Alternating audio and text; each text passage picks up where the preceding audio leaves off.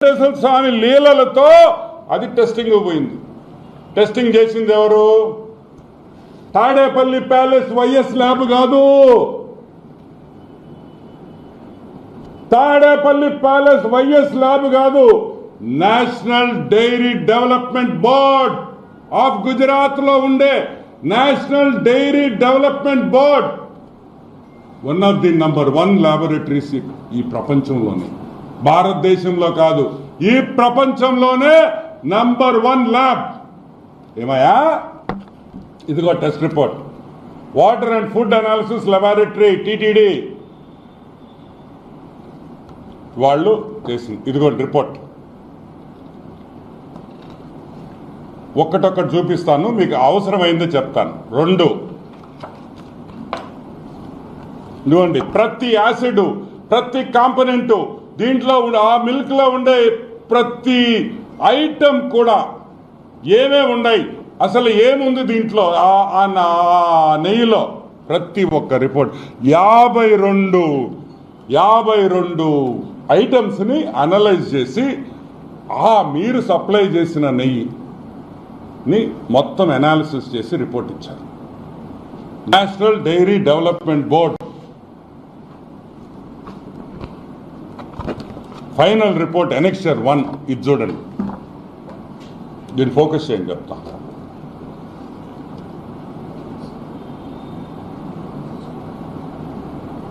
దీంట్లో ఏం రాస్తుందంటే నేను చదువుతాను, మళ్ళీ మీకు చూపిస్తాను.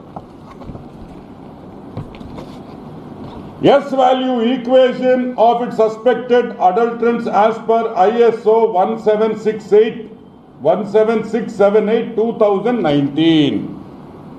అంటే ఈ నెయ్యిలో ఏమేమి ఉంది? సోయాబీన్ అంటే తెలుసు కదా, సన్ఫ్లవర్ సీడ్లు, మైదా, కోకోనట్, చేప నూనె, ఫిష్ ఆయిల్, చేప నూనె కూడా వెంకటేశ్వర స్వామికి ఇచ్చిన నెయ్యిలో చేప నూనె కూడా కలిపారు. సరే, 2-3 పామ్ ఆయిల్, కోకోనట్, పాము, fat. Number 3 palm oil and beef టాలో. Palm oil and beef, గొడ్డు మాంసంలో వచ్చే పదార్థాలని కలిపారు బీఫ్ టాలో. నంబర్ 4 లార్డ్ అంటే యానిమల్ ఫ్యాట్, జంతువుల మాంసం. అవి ఏ జంతువులో మనకు తెలీదు. కుక్కలు కావచ్చు, నక్కలు కావచ్చు, పిల్లులు కావచ్చు, కుళ్ళిపోయిన కుక్క పిల్లలు కావచ్చు.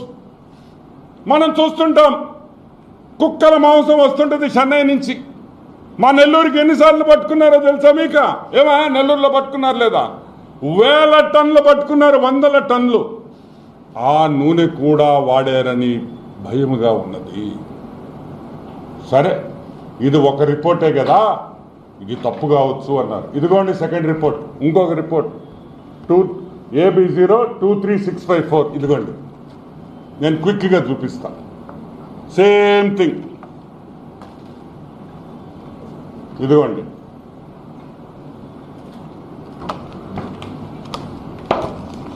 ఇప్పుడు అసలు విషయానికి వస్తాం. ఇది report number 2. Same thing. Fish oil, beef, గొడ్డు మాంసం, యానిమల్ ఫ్యాట్, కుళ్ళిపోయిన చచ్చిపోయిన జంతువులు ఇది కలిపారని ఈ రిపోర్ట్లో ఉంది. సరే, ఈ శాంప్లింగ్ చేసేటప్పుడు, డైరీ కానీ ఈ గీ శాంప్లింగ్ చేసేటప్పుడు ఎస్ వాల్యూ అంటాం. ఇక్కడ చూడండి, ఎస్ వాల్యూ ఇక్కడ వేసారు చూడండి, ఎస్ వాల్యూ. ఈ ఎస్ వాల్యూ నెయ్యికి ఎంత ఉండాలంటే 95.68 to 104.32 ఉండాలి. ఇక్కడ చూడండి, 95.8 to 104.32 అంటే అది స్టాండర్డ్ వాల్యూ. అంటే ఆ రేంజ్కి రావాలా ఈ నెయ్యి, వస్తే మంచి నెయ్యి అయినట్టు. ఎంత వచ్చింది? 19.72. 100 యావరేజ్ వేసుకోండి. 100 ఉండాల్సింది 19.72. అంటే 20% కూడా రాలా. 20% అంటే నాణ్యతలో 20% వరకే ఈ నెయ్యి బాగుందని ఒక రిపోర్ట్ ఇచ్చింది. ఇంకొక శాంపుల్లో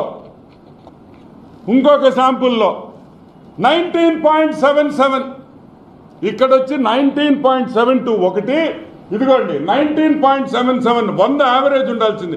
అంటే 19% కూడా ఈ నెయ్యి నాణ్యత లేదు.